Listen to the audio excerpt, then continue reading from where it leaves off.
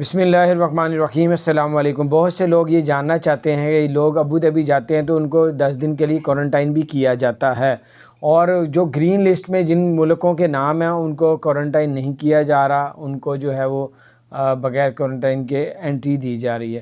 تو لوگ پوچھ رہے ہیں کہ پاکستان کا بھی نام اس میں گرین لسٹ میں موجود ہے، اگر ہے تو ہمیں بتائیں، نہیں ہے تو وہ بھی بتائیں۔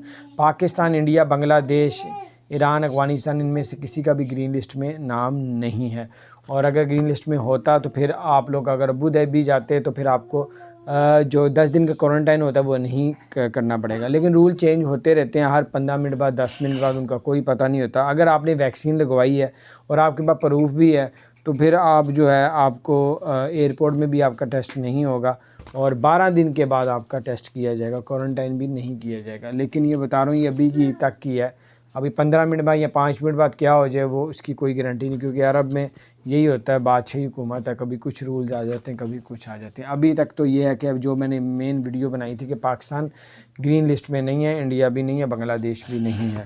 اگر یہ گرین لسٹ پہ ہوتا تو پھر پاکستانی کوارنٹائن ان کو ابو دھابی ایئرپورٹ میں پہنچ کے یا ان کی بارڈر پہ پہنچ کے نہیں ہونا تھا۔ تو اب ہوں گے، 10 دن کے لیے کوارنٹائن کیا جائے گا۔ اپنا خیال رکھیں، جب تک آپ کا یعنی کہ ٹیسٹ کی رپورٹ نہیں آتی اس وقت تک آپ کوارنٹائن نہیں رہیں گے۔ جب رپورٹ آ جائے گی تو پھر آپ اپنا خیال رکھیں۔ اگر چینل کو سبسکرائب نہیں کیا